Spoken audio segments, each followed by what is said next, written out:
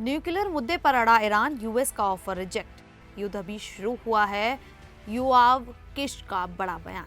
Iran ने उड़ाया मजाक, ब्लॉकेट खोलता नहीं रोकता है।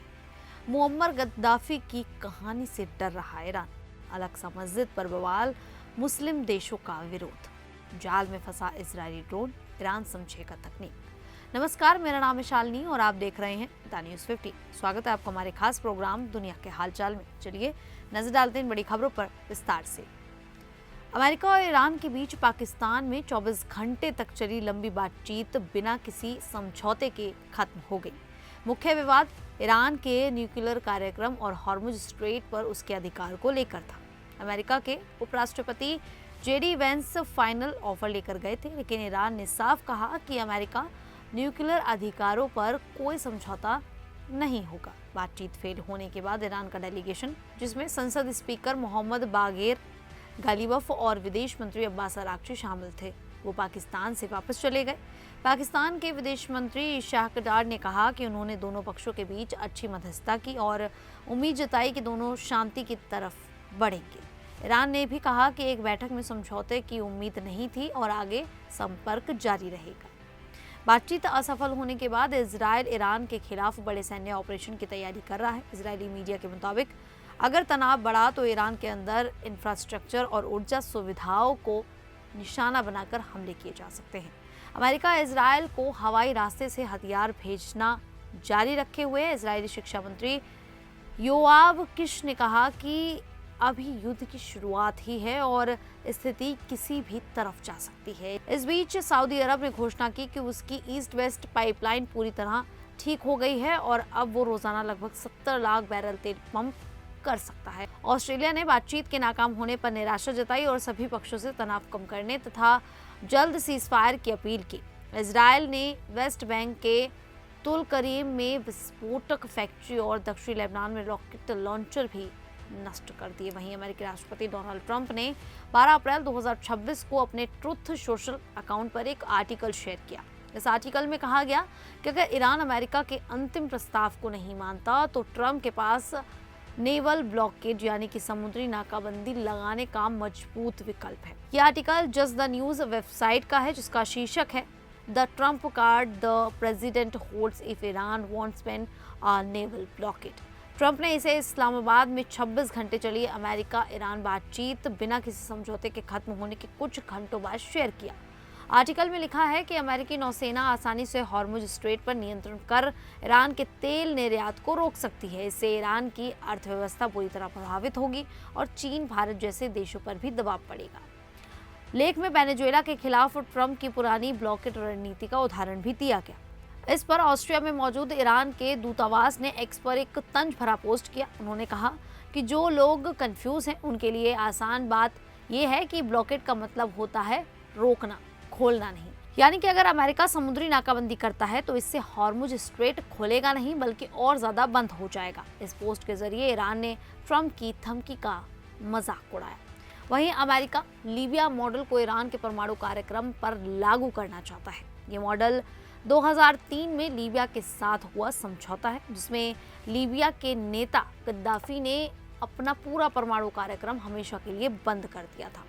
इजरायल के प्रधानमंत्री बेंजामिन नेतन्याहू ने हाल ही में अमेरिकी राष्ट्रपति डोनाल्ड ट्रंप से मुलाकात के बाद कहा कि ईरान के साथ भी ठीक वैसा ही समझौता होना चाहिए।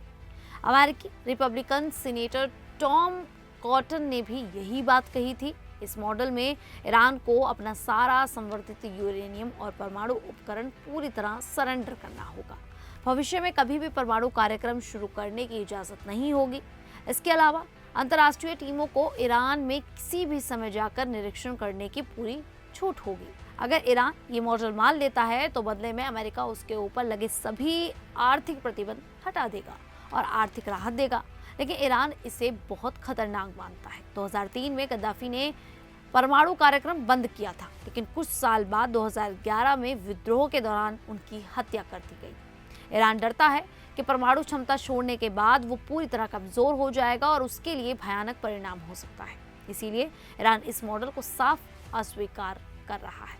वहीं इजरायल के कट्टरपंथी राष्ट्रीय सुरक्षा मंत्री इतामार बेन ग्विर ने 6-7 अप्रैल 2026 को पासओवर यानी कि यहूदी त्योहार के दौरान अल अक्सा मस्जिद कंपाउंड का भड़काऊ दौरा किया। उस समय मस्जिद को ईरान के साथ चल रहे युद्ध के कारण लगभग 38 से 40 दिनों से मुस्लिम नमाजियों के लिए पूरी तरह बंद रखा गया था। बेन गुवेर भारी पुलिस सुरक्षा के साथ मुगरावी गेट से परिसर में घुसे, वहां से बाब अल सिलसिला की ओर गए और फिर वापस लौट आए। इस्लामिक वक्फ विभाग और फिलिस्तीनी मीडिया के अनुसार उनके साथ सुरक्षा अधिकारी और कुछ इजरायली सेटलर्स भी थे। कुछ रिपोर्टों में इसे सैकड़ों लोगों के ग्रुप टूर के रूप में बताया गया। हालांकि मुख्य रूप से ये उनके और उनके अधिकारियों का दौरा था। ये उनका कम से कम 14वां या 15वां ऐसा दौरा था। बेन गुवेर ने इसे यहूदियों के अधिकार का प्रदर्शन बताया और कहा कि पासओवर के बाद और दौरे होंगे। वे स्टेटस को बदलने और टेम्पल पाउंड पर यहूदियों की ज्यादा एक्सेस बढ़ाने की मांग करते रहे हैं। दरअसल अल अक्सा मस्जिद इस्लाम की तीसरी सबसे पवित्र जगह है, जबकि यहूदियों के लिए ये सबसे पवित्र स्थल माना जाता है। फिलिस्तीनी पक्ष, हमास और कई मुस्लिम देशों ने इस घुसपैठ को अस्वीकार, उकसावा और जुदाइजेशन की कोशिश बताया। उन्होंने कहा कि मुसलमानों को बंद रखकर यहूदियों को एंट्री देना धार्मिक अधिकारों का उल्लंघन है। जॉर्डन के विदेश मंत्रालय और प्रवासी मामलों के मंत्रालय ने 6 अप्रैल 2026 को इस दौरे की तीखी निंदा की। मंत्रालय ने इसे यरूशलेम में मौजूद ऐतिहासिक और कानूनी यथास्थिति का गंभीर उल्लंघन बताया। जॉर्डन के विदेश मंत्रालय के प्रवक्ता फुआद मजाली ने कहा कि ये कदम अंतर्राष्ट्रीय कानून और मानवीय कानून का स्पष्ट उल्लंघन है, पवित्र स्थल की पवित्रता का अपमान है और अस्वीकार्य उकसावा है। जॉर्डन, जो अल अक्सा का संरक्षक है, उसने जोर देकर कहा कि इजराइल को यरूशलेम पर कोई संप्रभुता नहीं है और न ही इस्लामिक व ईसाई पवित्र स्थलों पर। जॉर्डन ने चेतावनी दी कि ऐसे कदम क्षेत्र में तनाव बढ़ा सकते हैं और नई वास्तविकताएं थोपने की कोशिश है। इसी बीच ये खबर भी निकलकर सामने आ रही है कि ईरान के दक्षिणी प्रांत बुशहर के पास फारस की खाड़ी में स्थानीय मछुआरों के मछली पकड़ने के जाल में एक इजरायली ऑर्बिटर ड्रोन फंस गया और उसे बरामद कर लिया गया। ईरानी मीडिया के अनुसार मछुआरों ने समुद्र में जाल डालते समय इस छोटे टैक्टिकल ड्रोन के मलबे को पकड़ा। ईरान का दावा है कि इस ड्रोन को उनकी वायु रक्षा प्रणाली ने पहले गोली मारकर गिरा दिया था, जिसके बाद ये समुद्र में गिर पड़ा और मछुआरों के जाल में फंस गया। Orbiter drone Israel aerospace industries द्वारा बनाया गया छोटा निगरानी ड्रोन है, जो टोही और खुफिया जानकारी इकट्ठा करने के लिए इस्तेमाल होता है।